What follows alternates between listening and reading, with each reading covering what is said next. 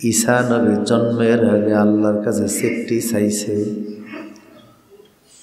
ছোট্ট ঈসার সেই কথাটি আল্লাহ কোরআনে তুলে দিয়েছেন। এখন আর কথাটি ঈসা নবীর কথা না, এখন কথা হয়ে গেছে আল্লাহর কথা। বাচ্চা ঈসার কথা আল্লাহর পছন্দ হয়ে গেছে, তার কথা আল্লাহ কোরআনে তুলে ধরলেন। কোরআনে এমন বহু জায়গায় অনেক আয়াত আছে, মানুষের কথা আল্লাহ আয়াত বানিয়ে নাজিল করছে। বোঝা গেল সেই মানুষের কথাগুলি আল্লাহর পছন্দ হয়েছে। তাইলে বোঝা গেল জমিনে এমন কিছু মানুষও আছে যাদের কথা আল্লাহর পছন্দ হয়ে যায়, আবার কিছু মানুষ আছে যাদের কথায় আল্লাহ রাগ করে। কথা বল আছে না? হাকিম লোকমানের কথা আল্লাহর পছন্দ হয়েছে। ছেলের সাথে বাবা কথা বলেছে, তো কথাগুলি আল্লাহর কাছে দামি মনে হয়েছে, তাই আল্লাহ আসমানে কথাগুলি উঠাইয়া লোহে মাহফুজে ঢুকাইয়া কোরআনের আয়াত বানাইয়া জিবরাইলের মাধ্যমে বিশ্ব নবীর জাবান দিয়ে বিশ্ববাসীকে শুনিয়ে দিয়েছে। কথাগুলি ছিল লোকমানের কথা, এখন হয়ে গেছে আয়াত। এখন তেলাওয়াত করলে প্রত্যেক অক্ষরে অক্ষরে 10 নেকি আছে না নাই? ইয়া বুনাইয়া ইন্নাহা ইন তাকু মিসকালা হাববাতিন মিন খরদালিন ফাতাকুম ফি সখরাতিন আও ফিস সামাওয়াতি আও ফিল আরদি ইয়াতি বিহাল্লাহ। বাবা ছেলের সাথে যে কথাগুলি বলছে এগুলি জমিনের কোরআনের আয়াত হয়ে নাজিল হয়েছে। আবার জিনেরা কথা বলেছে, জিনদের কথাও আল্লাহর কাছে পছন্দ হয়েছে। জিনেরা বলে আগে আসমানে উপরে উঠলে অনেক তথ্য আমরা কালেকশন করতে পারতাম, এখন দেখি পারি না। কেন পারি না? জমিনে এক জায়গায় আইসা দেখে কোরআনের আয়াত শোনা যায়।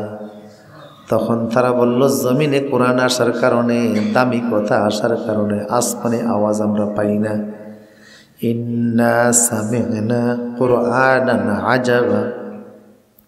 জিনেরা কোরআন নিয়ে যেই কথা বলেছে আল্লাহর পছন্দ হয়েছে, তে আল্লাহ এই কথাটাকে আয়াত বানিয়ে জমিনের ভিতরে নাজিল করে দিছে। অনুরূপভাবে ছোট্ট ঈসা জন্মের আগে যে দোয়া করেছে, আল্লাহ আমি যেদিন জন্ম নিব ওই দিনটা আমার জন্য সেভ রাইখো, ওই দিনটা আমার জন্য সুরক্ষিত রাইখো। আমি যেদিন মারা যাব সেই দিনটা আমার জন্য সুন্দর বানায়ো। যেদিন আমি হাসরের মাঠে উঠব সেই দিনটাকেও সুন্দর বানিয়ে দিও। তা আল্লাহ ওনার দোয়াটা রক্ষা করলেন। আল্লাহ আমার তো বাবা ছাড়া আপনি জন্ম দিয়েছেন, পৃথিবীতে আমার বাবা নাই। আমার মা যখন আমারে কোলে নিয়ে সমাজে যাবে, সমাজের মানুষ আমারে মন্দ ছন্দ বলবে, আমার আপনি বিপদে ফালাইয়া দিয়েন না। আল্লাহ বললেন, ঈসা তুমি যেহেতু দোয়া করে ফেলেছ, তো জন্মের দিন থেকে আমি আল্লাহ তোমারে সেভ করব। তাই ঈসা জন্ম হয়ে গেছে, সন্তান কোলে করে মারিয়াম সমাজের মানুষের কাছে আসছে। সমাজের মানুষ বলে, হে ইয়া উখতা হারুনা, হে হারুনের বোন, মুসা নবীর বংশধরের মেয়ে, মা কানা আবু কিমরা সুইন, তোমার বাবা তো খারাপ মানুষ ছিল না, সমাজে একজন ভদ্র মানুষ হিসাবে পরিচিত ছিল তোমার বাবা।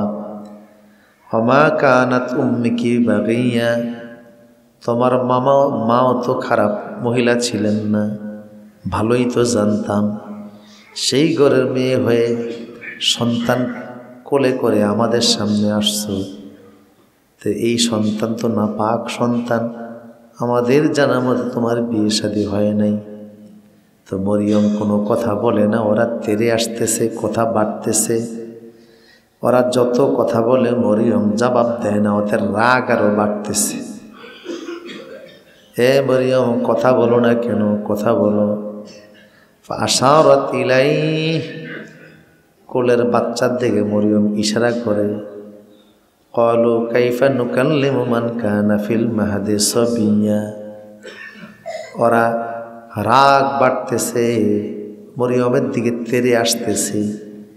তা আল্লাহ যে বলছে ঈসার জন্মের দিনেই আমি তোমারে সেভ করব, তো বাচ্চা ঈসার মুখ থেকে কথা বলাই আল্লাহ সেভ করলে।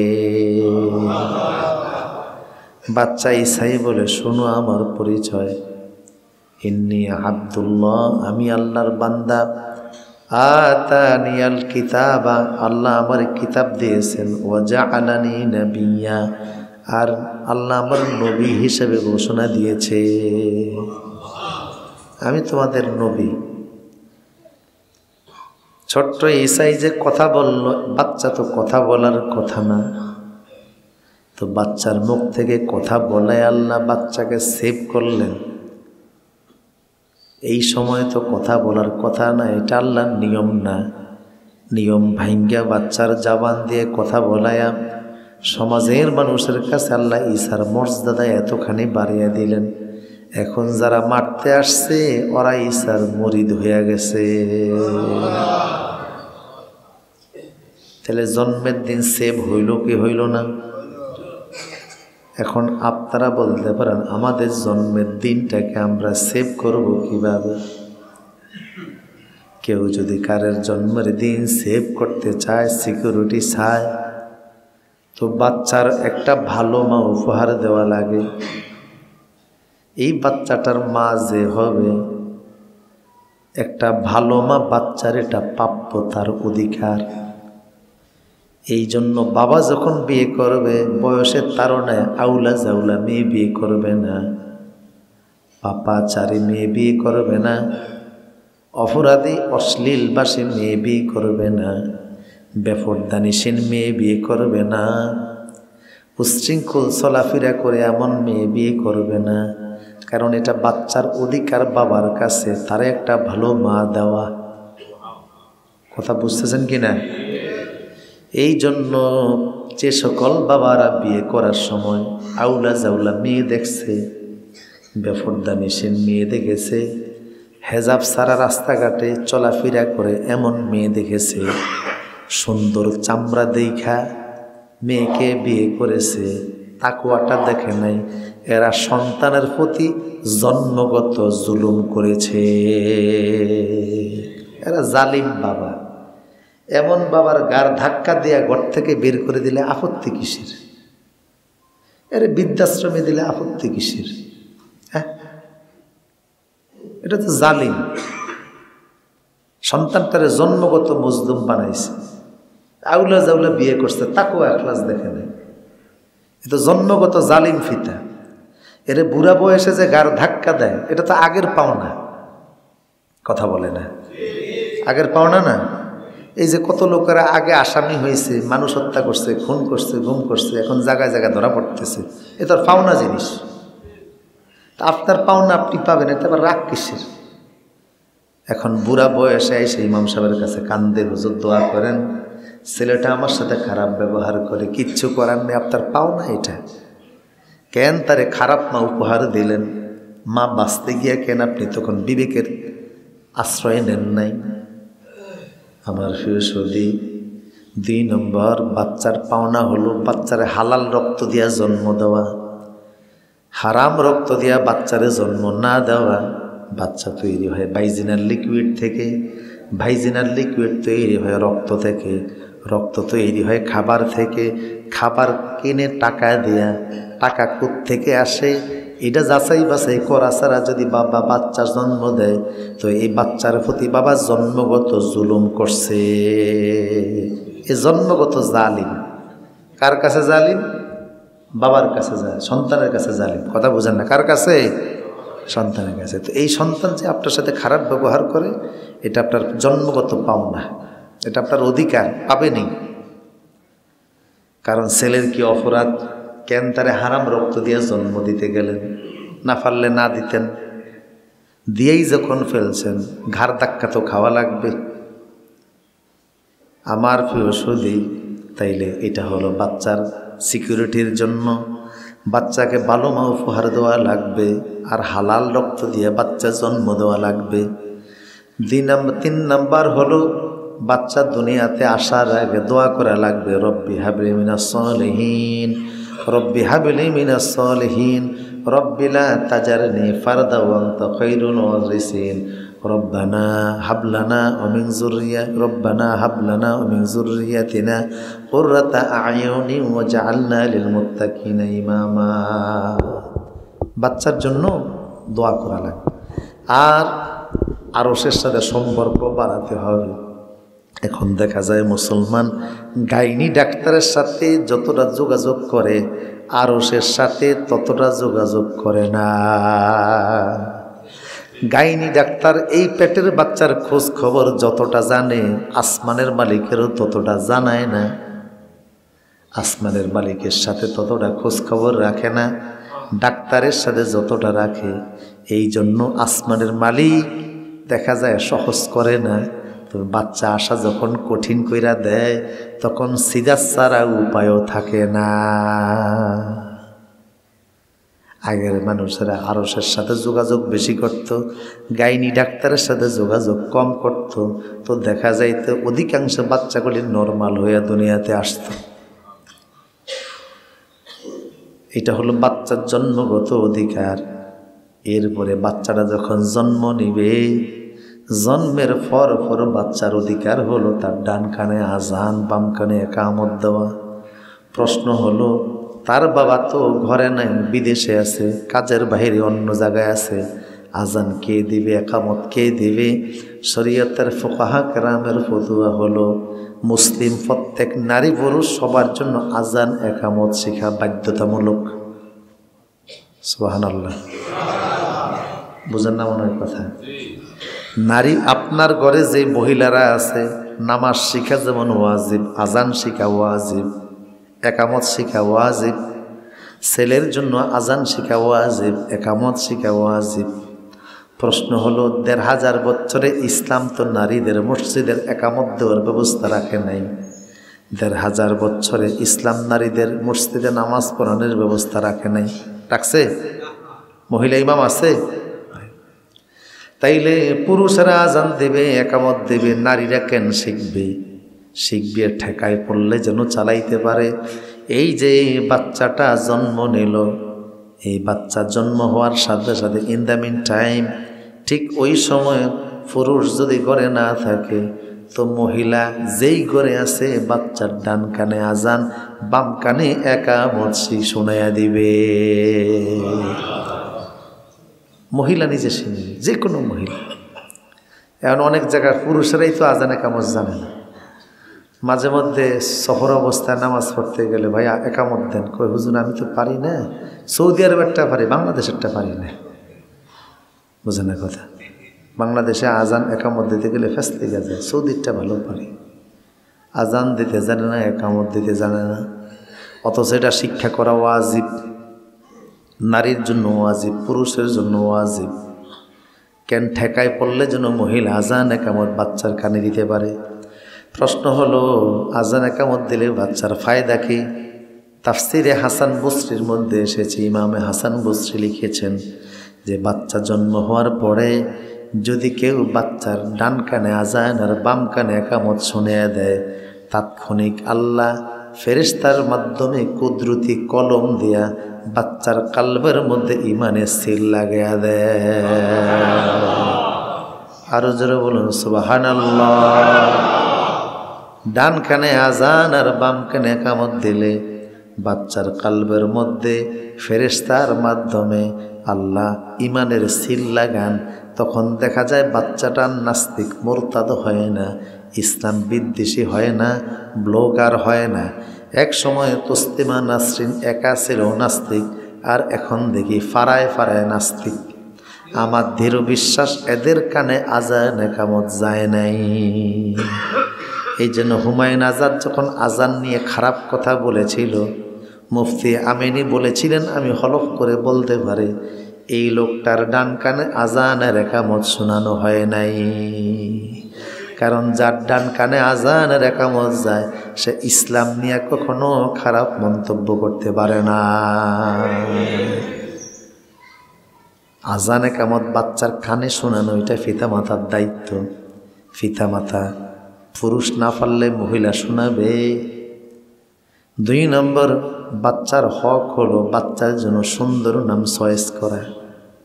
শুধু বাচ্চার নামটা চয়েস করলে হবে না, একজন দিনদার মানুষের জবান দ্বারা নামটা বের করাটাও একটা আমল।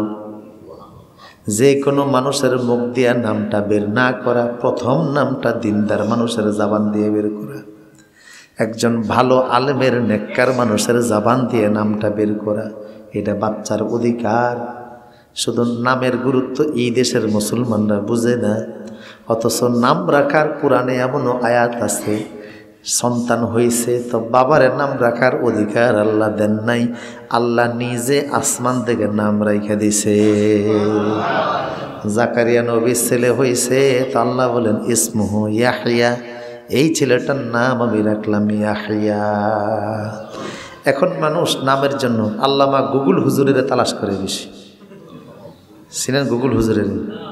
ওইখানে সার্চ দেয় তো নাম রাখে। এক এলাকায় নাম রাখছে হামান। কেমনে পাইলেন?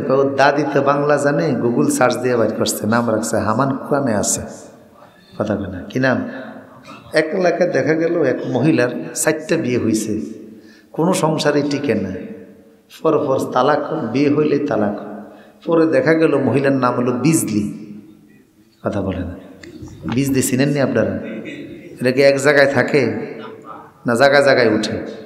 এই আকাশে, ওই আকাশে, ওই পূর্ব আকাশে, পশ্চিম আকাশে চমক দেয়, এরপরে চলে যায়। শেষ পর্যন্ত আলেমদের কাছে যখন গেছে তো ওলামরা ফতোয়া দিলেন বুড়া বয়সে নাম চেঞ্জ করে।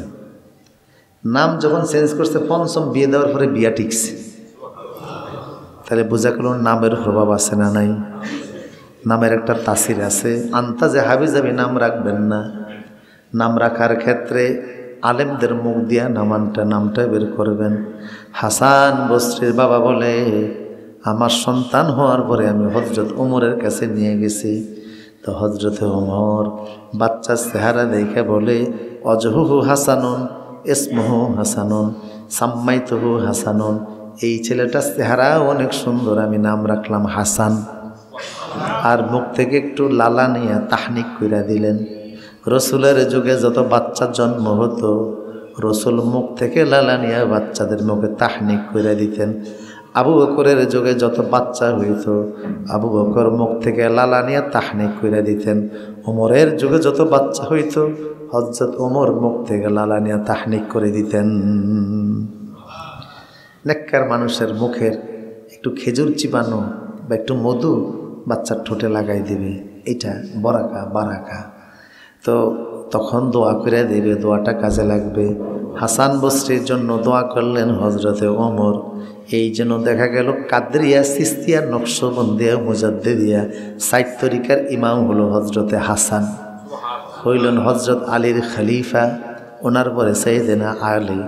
নেককার মানুষের টাচের কারণে সন্তানের জীবনে বরকত লাইগা যায়। আমার প্রিয় সৌদি, এরপরে বাচ্চা হইলে পরে বাচ্চার নামে আকিকা করা। আকিকা হলো যে আপনি বাচ্চার পক্ষ থেকে একটা কোরবানি আল্লাহর রাস্তায় দিয়ে দিবেন। তা আল্লাহর রাস্তায় কোরবানি দিয়ে আল্লাহরে বলবেন, আল্লাহ একটা জান তুমি আমার উপহার দিয়েছ, বিনিময়ে আরেকটা জান আমি তোমার রাস্তায় কোরবানি দিয়ে দিলাম। এতে বাচ্চাটা সেভ হয়ে যায়। তাহলে কোনো সন্তান কারো জন্মের দিন যদি সুন্দর হয়, তার গোটা জিন্দিগি সুন্দর হয়ে যাবে। কারোর মৃত্যুর দিন যদি সুন্দর হয়, তার পরকালীন জিন্দিগি সুন্দর হবে। আর কারোর হাসরের দিনটা যদি সুন্দর হয়, সরাসরি আল্লাহর জান্নাতে প্রবেশ করবে। এই জন্য 3টা দিনের সৌন্দর্য আল্লাহর কাছে চাওয়া লাগে, 3টা দিনের সেফটি আল্লাহর কাছে চাওয়া লাগে, 3টা দিনের নিরাপত্তা সালামত আল্লাহর কাছে চাওয়া লাগে। ঈসা নবী চাইছে, তাই তো দেখা গেল ঈসা নবীর হত্যার জন্য জন্মের দিন তো সেভ হয়ে গেল, কথা বইলে আল্লাহ সব মুরিদ বানাই দিছে। মৃত্যুর দিনে ঈসা নবীর ঘরে চারিদিক দিয়ে ওরা ঘেরাও করছে, কিন্তু ঈসা নবীর গায়ে একটা ফুলের টোকায় দিতে পারে নাই। ওই যে বলছে আমার জন্মের দিনটা আমার সিকিউরিটি দিও, কোনো একটা ফুলের টোকা গায়ে পড়ে নাই। আসমানের ফেরেশতা দিয়ে ঈসা নবীর আল্লাহ আসমানে তুইলা নিছে। কিয়ামতের আগে তিনি আসবেন, জমিনে 40 বছর থাকবেন, বিবাহ করবেন, সন্তান জন্ম হবে, এরপরে তিনি স্বাভাবিক মৃত্যুবরণ করবেন। মুসলমানরা ওনার জানাজা আদায় করবে। রওজা শরীফের পাশে একটা মাকবারা আছে, আল্লাহর নবীর পাশের কবরের জায়গা তিনি পাইয়া শুয়ে যাবেন। হাসরের ময়দানে বিশ্ব নবীর সাথী হইয়া আল্লাহর আদালতের সামনে তিনি দাঁড়াবে। তাইলে ওনার 3টা দিন সিকিউরিটি হয়ে গেল, জন্মের দিন, মৃত্যুর দিন, হাসরের দিন। এই জন্য কোরআনে আল্লাহ আমাদেরকে শেখাচ্ছেন, তোমরাও যদি 3 দিনের সিকিউরিটি চাও, আমি আল্লাহ তোমাদেরকেও সিকিউরিটি দান করব। কারো জন্ম সুন্দর হলে তার জন্মের দিনটা সুন্দর হলে তার জিন্দেগি সুন্দর হয়, মৃত্যুর দিনটা সুন্দর হলে পরকাল বারজাখে জীবন সুন্দর হয়, হাসরের দিনটা সুন্দর হলে আখিরাতের জিন্দেগি সুন্দর হইয়া জান্নাতের বাসিন্দা হইয়া যাবে। অনেকে মরণের দিনে চিন্তা করে না, মরণের দিনের জন্য দোয়াও চায় না, অথচ রাসূলুল্লাহ মৃত্যুর দিনের জন্য দোয়া করতেন, আল্লাহুম্মা জাআলনি মুসলিমা ওয়া মিতনি মুসলিমা। আল্লাহ মুসলমান হিসাবে আমার বাইচিয়া রাখো, আর মুসলমান হিসাবে আমার মৃত্যু দেয়া দিও। আল্লাহু আকবার। মরণের দিনটা সুন্দর চাওয়া, এই দোয়া চায় না। টাকার জন্য দোয়া চায়, পয়সার জন্য দোয়া চায়, ধন সম্পদ ক্ষমতার জন্য দোয়া চায়, বেঁচে থাকার জন্য দোয়া চায়। মৃত্যুর দিনটা সুন্দর হোক, ভালো একটা মৃত্যু হোক, এটা চায় না। এই মৃত্যুর দিনটা সুন্দর না হলে পরকালে ধরা পড়ে যাবেন। সাহাবায়ে কেরাম মৃত্যুর দিনে সৌন্দর্যের জন্য আল্লাহর কাছে দোয়া করতেন। এই জন্য দেখা গেছে অনেক সাহাবী মরণের আগে নামাজও পড়ছে। ইমাম হুসাইন কারবালার মাঠে শহীদ হওয়ার আগে নামাজ পড়ছেন। অনেক সাহাবী ইন্তেকালের আগে কোরআন তেলাওয়াত করছেন। হযরত ওসমান শাহাদাতের আগে কোরআন তেলাওয়াত করেছেন। সুবহানাল্লাহ। মরণের দিনটা সিকিউরিটি আল্লাহর কাছে সওয়াব। আল্লাহ মৃত্যুর দিনটা সুন্দর রাখেন। শুধু মরণের দিনটা সুন্দর না, যেই কবরস্থানে জায়গা হবে ওই কবরের জায়গাটাও সুন্দর চাওয়া। আমার কবরের আশপাশে যেন বেনমাজি না থাকে, আমার পাশের কবরের লোকটা যেন বেনমাজি না হয়, ভালো মানুষের পাশে আমার কবর দিও। এই জন্য পারিবারিক কবরস্থানের চাইতে সামাজিক কবরস্থানের গুরুত্ব অনেক বেশি। আপনি পারিবারিক কবরস্থান বানাইছেন, কবরের জায়গা হলো 30টা, এর মধ্যে পরিবারের এমন 25 জন লোক শুইছে, বেগগুলি বেনমাজি, কথা কয় না। তো বেনমাজির কবরে যখন পিটানি শুরু হবে, আপনি কি নিরাপদ? কথা বলে না। যেই বিল্ডিংয়ে আগুন লাগে, ফাঁসের বিল্ডিংওয়ালারা তখন কি আরামে শুয়ে থাকে না দোয়া ইউনুস পড়ে? কথা কয় না। এই যে ফাঁসের বিল্ডিংয়ে আগুন লাগছে, উনি এখানে খুব আরামে শান্তিতে আছে, এসের নিচে বৈশা বৈশা উনি কমলা খাইতেছে, না দোয়া ইউনুস পড়ে, আল্লাহ আল্লাহ আল্লাহ, আগুন যেন আমার কাছে, এটা আতঙ্কের মধ্যে থাকে, তটস্থ অবস্থায় থাকে। তা ফাঁসের কবরস্থান যে মাইয়ে, এই তো বেনমাজি ছিল, এটা ফিটাইতে আছে জন্মের মতো। এর মরণের দিন থেকে যে মাই শুরু হয়েছে, মাইর বন্ধ নাই, এটা মারতেছে, আপনি নিরাপদ কেন? এই জন্য দোয়া করা।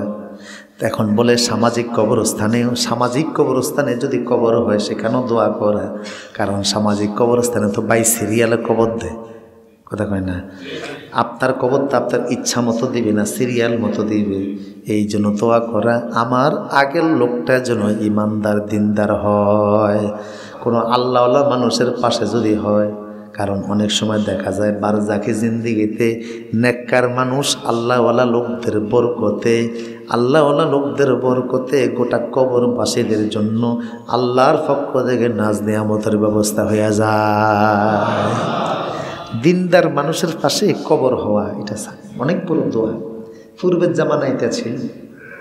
এখনও উজবেকিস্তানের সামারকান্দে, এটা আফগানিস্তানের পরে একটা দেশ, রাশিয়ার আগে, সামারকান্দে একটা কবরস্থান আছে। যে কবরস্থানের জায়গা যিনি ওয়াকফ করছেন মোতাবাল্লি, তিনি ওয়াকফ করার আগে শর্ত দিয়েছেন যে আমার এই কবরে যারা শুইবে যে কোনো মানুষ আমার কবরস্থানের লাশ হতে পারবে না, হইতে গেলে তাকে 1 লাখ হাদিস মুখস্থ জানতে হবে। আরো জোরে বলুন। শুধু হাদিসের মতন না, সনদ জানা লাগবে। وبه قال حدثنا الحميدي قال أخبرنا محمد بن إبراهيم التيمي أنه سمع علقمة بن وقاص الليثي يقول سمعت عمر بن الخطاب رضي الله تعالى عنه يقول سمعت رسول الله صلى الله عليه وسلم। এই যে হাদিসের নামের ধারাবাহিকতা, রাবীদের নামের ধারাবাহিকতা, এটাকে হাদিসের ভাষায় বলে সনদ। কার কার মাধ্যমে হাদিসটি বর্ণনা হলো এই সনদটা মুখস্থ থাকা লাগবে, সনদ সহ 1 লাখ হাদিস জানা লাগবে। বললেন দ্বিতীয় শর্ত আরো করা, বলল যে শুধু 1 লাখ হাদিস মুখস্থ জানলে হবে না, তার মূল নাম মুহাম্মদ হওয়া লাগবে। কি হওয়া লাগবে? যে ইমাম বুখারীর মূল নাম হলো মুহাম্মদ। কি নাম? পৃথিবীর অনেক মুহাদ্দিসরা ছিলেন যার নাম মুহাম্মদ, তার বাবার নাম মুহাম্মদ, তার দাদার নাম মুহাম্মদ, 7 পুরুষের নাম শুধু মুহাম্মদ। সুবহানাল্লাহ বলবেন না? কি হেরা কি আনকমন নাম চাইছে যে হুজুর এমন একটা নাম দেন গুগলের তিনি তালাশ করে পৃথিবীর কারণ নামের সাথে যাতে না মিলে? কথা বলে না। এখনকার ইউরোপে সবচেয়ে জনপ্রিয়, এখন ইউরোপের 60% বাচ্চাদের নাম মুহাম্মদ। ওরা তো সভ্য দেশের মানুষ। গাড়ি, এমন কোনো মানুষ নেই যার একটা গাড়ি নেই, এমন কোনো মানুষ নেই যার একটা বাড়ি নেই। তো তারা কি আমাদের চাইতে অর্থনৈতিকভাবে সমৃদ্ধ? নাম মোহাম্মদ রাখার পরে দুর্বল হয়ে গেছে, সম্মান কমে গেছে? আপনি যে শুধু এসে আনকমন তালাশ করেন, এমন একটা নাম দেন তুলা রাশি দিয়েও খুঁজে পাওয়া যায় না। কি নাম চাইতেছে? 7 পুরুষের নাম ছিল মুহাম্মদ, বাবা দাদা পরপুরুষ সব। ওই মোতাল্লি শর্ত দিয়েছে যে আমার এই কবরস্থানে যারা শুইবে শুধু 1 লাখ হাদিস জানলে হবে না, তার মূল নামটা মুহাম্মদ হওয়া লাগবে। ফলে দেখা গেল হেদায়া গ্রন্থকারের বাড়ি হচ্ছে ওই কবরের ফাঁসে, ওই কবরস্থানের ফাঁসের বাড়িটা ওনার ওই গ্রামে। যে হেদায়া আল কৌমি আলিয়া সব জায়গায় পড়ায়, এটা না পড়লে আলেম হওয়া যায় না। ওনারে মরা যাওয়ার পরে ওনার লাশ নিছে, কয় কবরস্থানে উনি পারবেন না দাফন হইতে। কয় কেন? উনি তো বড় আলেম।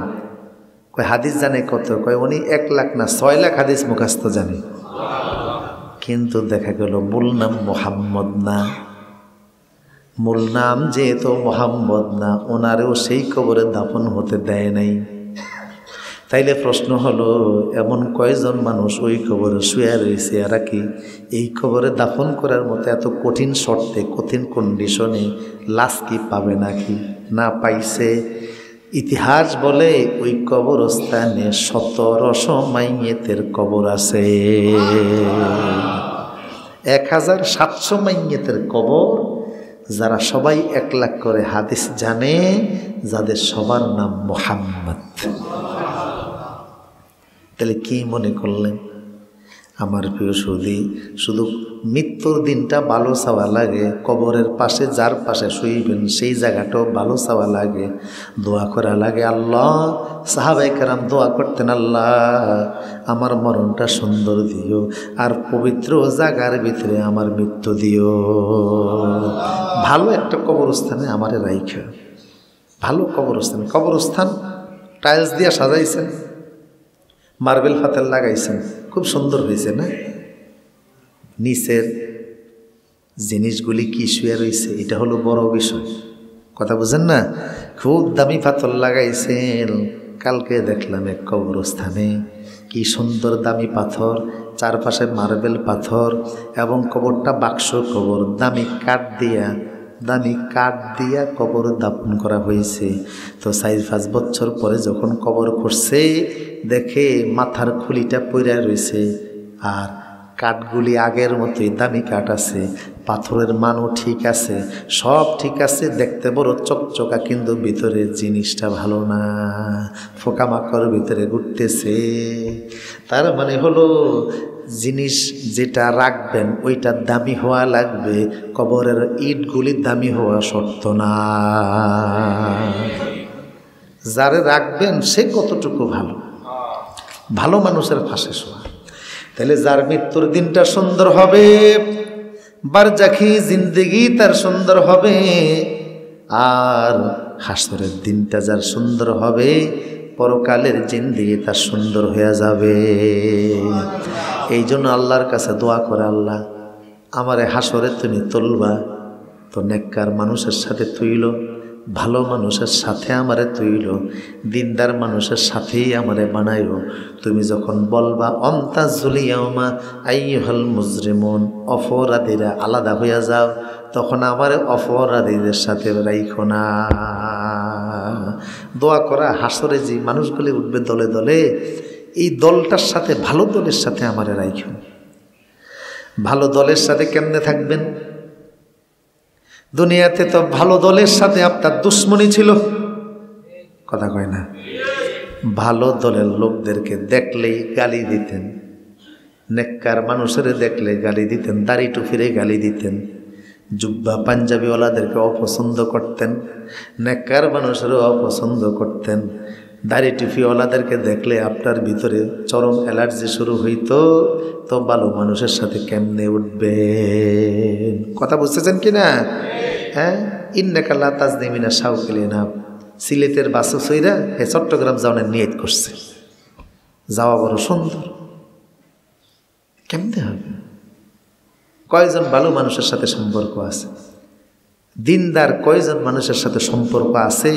রসুল তো পরিষ্কার বলে দিছে, আলমার উ মাহামান আহাব্বা, দুনিয়াতে যে যারে ভালোবাসত হাসরে আল্লাহ তার সাথেই তুলবেন। রসুলের হাদিস। হাসরে দিনটারে ভালো বানাইতে হলে ভালো মানুষের সাথে কবর থেকে উঠা লাগবে। আর রসুল বলে দুনিয়াতে যার সাথে যার মোহাব্বত ছিল হাসরে সে তার সাথেই উঠবে। এখন দুনিয়ার কয়জন ভালো মানুষের সাথে আপনার মোহাব্বত, কয়জন ভালো মানুষের সাথে মুসাফা, কয়জন ভালো মানুষের স্বাস্থ্যের খোঁজখবর নেওয়া, কয়জন ভালো মানুষের কাছে আপনার আসা যাওয়া? হাসরের দলটা তো ভালো বানাইতে হবে। দুনিয়ার দল তো ভালো বানাইছেন, ফতফতেবের জন্য মারামারি করেন। দুনিয়ার দল তো সুন্দর বানাইছেন, ফতফতেবের জন্য বছরের বছর টাকা পয়সা খরচ করেন। হাসরে যাদের সাথে উঠবেন এর সাথে যোগাযোগটা আপনার কানেক্টিভিটিটা কি? এই জন্য 3টা দিন সুন্দর হওয়া লাগবে। কথা কি ক্লিয়ার বুঝাচ্ছে নেই? কয়দিন বলেন, কয়দিন? জন্মের দিন সুন্দর হলে জীবন সুন্দর হয়ে যায়, মৃত্যুর দিন সুন্দর হলে আখেরাত বারজাকে জীবন সুন্দর হয়ে যায়। আর যদি হাসরের মাঠে উঠার দিন সুন্দর হয়, ভালো লোকদের সাথে যদি উঠতে পারেন তো জান্নাত পর্যন্ত যাওয়া আল্লাহ সহজ করে দিবে। আল্লাহর কাছে দোয়া করা যে আল্লাহ আমাদেরকে ভালো মানুষের সাথে রেখে, কোরআনের নির্দেশ অকুন মাস দেখি নেককার মানুষের সাথে।